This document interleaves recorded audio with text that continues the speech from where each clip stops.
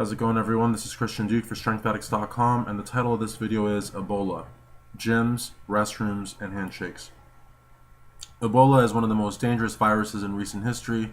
It's spreading all around the world, and unfortunately, it has a fatality rate of over 90%. Still, there are some very basic ways to prevent exposure and prevent its spreading. Now, the first place where I'm concerned with, as far as my daily life goes, is the gym. Now, a lot of gyms will either recommend, strongly suggest, or require you to clean the equipment before the next person uses it. Most people do not clean their equipment, and this is a real big threat because Ebola is spread through contact with bodily fluids. Now, most of the bodily fluids people are concerned with would be urine, blood, vomit, that kind of thing. But sweat is also a vehicle to spread this virus. Now, there's a couple products that I would recommend. They're both made by Clorox. You have these wipes here, disinfecting wipes. Now, these wipes take 30 seconds. It'll tell you even on the back, it'll kill 99.9% of bacteria in 30 seconds. So just wiping it isn't enough. You have to actually wait a little bit. But the only thing that I'm aware of that kills the Ebola virus is bleach. And these actually don't contain bleach. So what you want to find are bleach wipes. Now, a lot of gyms may not allow you to use them. I don't know. You know, bleach turns clothes white. I don't know if it'll do anything to the sort of polyurethane type material that covers most benches. Again, I don't know, but I know that bleach will kill it. A lot of gyms also offer these pink solutions. They could be multicolored, but usually they're pink, and it's a diluted formula. You don't know how diluted it is, and I don't really know if that formula will even kill the Ebola virus. All it takes is for one person to go into the gym, and there could be a problem. Now, machines, benches, cardio equipment, all of that can be cleaned pretty thoroughly with one of these wipes, even like the basic disinfecting wipes, or if you can find the bleach-based kind, that would be great. One thing that I will actually implement is they used to have gloves with the fingertips cut off that a lot of powerlifters and old school bodybuilders use. But unfortunately, the fingertips are still exposed. So one thing that I would recommend is using a latex glove with the cut-off glove on top of it. It might look kind of ridiculous, but again, you really have to prioritize whether you look ridiculous or you drop dead. Machines, you really don't have to go to all that trouble. Like I said, with machines with a good bleach-based wipe, you should be okay, but not with dumbbells. Remember, a lot of dumbbells have tiny little nicks and grooves that create what is the grip. And even if you use one of these products to wipe down the handle of the dumbbell, I still think sweat could collect in those tiny grooves, and all you need is just minimal contact and this virus will spread. So you can either wear the gloves I talked about and train everywhere in the gym, or not wear the gloves and limit your workout strictly to machines that you can clean effectively. Public restrooms. Public restrooms are, I think, a huge hazard for the spread of this virus. Urinals. A lot of guys, if there's urine collected in the urinal, I know it's disgusting, but they won't flush. They'll just pee on top of it. They might flush after they're done, or they might just walk away. Why? Because a lot of guys don't want to touch the little lever that flushes the urinal. Now, that little lever actually could have all sorts of microbes and bacteria on it, and that could also be a way to catch Ebola. So what I would do is I'd get a paper towel or toilet paper, or I've done this before, use your foot and flush it with your foot. Again, it sounds ridiculous, but you don't want to touch anything that could have urine, blood, fecal matter, sweat, saliva, anything, because you can catch this virus. Flushing a urinal is also problematic because a lot of times even like tiny bits may splatter out. So I would recommend not using urinals at all. At my gym, we have these eco-friendly urinals that don't flush.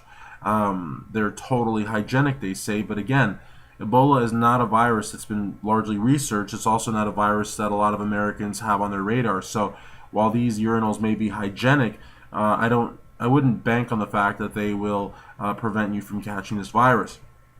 So I wouldn't use urinals at all. Toilets you can flush, of course, because the chances of you getting any contact with the water in the bowl is pretty slim to none. But again, I would flush toilets before using them. Toilet seats. Again, not to be gross, but whenever I use a public restroom, what I do is I go and I get a piece of paper towel and I damp that piece of paper towel and I put some hand soap on that paper towel and I actually wipe down the seat before I sit on it. Now you may think that that is a big germaphobe thing to do, but and I dry it of course before I sit down when I sit on soap. But you may think that that's a ridiculous thing, but actually when a virus like this is concerned and you got like 300, 400, 500 people sitting on that same bowl and you happen to sit on it as well, you're exposing yourself to catching a virus like this. So I don't just clean the seat, I clean the whole damn thing. And I know that may sound disgusting, but like I said, it's hygiene to the max. Now, of course, now I'm going to try to avoid public restrooms altogether because this risk is just too high. And a lot of people were saying when it was just in Texas, they were saying how dangerous this is. And now there was a person in Cleveland, which is 3.5 hours from here. I was in Cleveland 2 weeks ago. So this problem is not limited to Western Africa. This problem is everywhere. And hygiene, not just basic hygiene, but hygiene to the extreme is what's necessary if you want to survive, or if you don't want this virus to spread. So we've talked about also public restrooms. Once you wash your hands, first thing you should do when you walk into a restroom, especially the public restrooms that don't require a handle to open them. If it's a push door, don't touch it, kick it, or use your foot to open it. And once you go in there, like I'm wearing a sweater, right? You go to the paper towel dispenser and you use your elbow and you get a piece of paper towel out. That piece of paper towel is actually going to be used everywhere in that bathroom. It'll open a stall. It'll flush a urinal. It will, once you go to wash your hands, obviously, you can open the faucet with it. You can get your soap with it. Then you discard that paper towel, wash your hands, get another piece of paper towel, okay? And then you dry your hands with it. You close the faucet, right? And before you throw that piece of paper towel away, you also use it to open that bathroom door, hold it with your elbow, throw the paper towel away, and you leave. Now, if this is all too much for you, then you should not use a public restroom, because public restrooms, I think, will be one of the biggest places where this virus is spread. Finally, handshakes. Now, in the bodybuilding industry, or any industry or any walk of life, a handshake is a sign of respect, and it's also a greeting, and it's many things there in between. A lot of people have sweaty palms, which is disgusting, but it is what it is. I would avoid handshakes altogether. Now, a lot of times, if there's someone suspicious or sketchy in the industry or just regular life that wants to shake my hand that I have reservations about, generally what I'll do is a fist pound. But the thing is, even a fist pound, if they have sweat on their hand and it comes in contact with your hand and you don't wash your hands immediately, you could potentially catch this thing. So, in the future, if you meet someone, you'd be like, hey man, follow my Facebook page, follow me on Instagram, tweet me, but I can't shake your hand. And again, people may think you're really weird, but you know what? It's better to be really weird than to be really dead. And again, this is my video, really, and I know that it sounds ridiculous, and I know that a lot of people are not going to be talking about sweat in the gym, or bathroom etiquette, or bathroom preventative measures, or handshakes, or whatever, but it's a really big concern. You know what I mean? At a gym where I work out, there might be 200 or 300 people at any given time of the day. Bathrooms are widely used.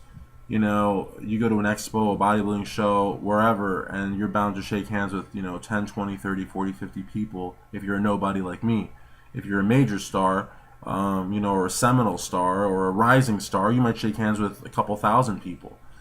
You gotta be really careful, you know what I mean? And if it means you don't shake hands until this virus is contained, then you don't shake hands until this virus is contained. Again, thank you for watching my video. This is Christian Duke for StrengthAddicts.com. Take care and be safe.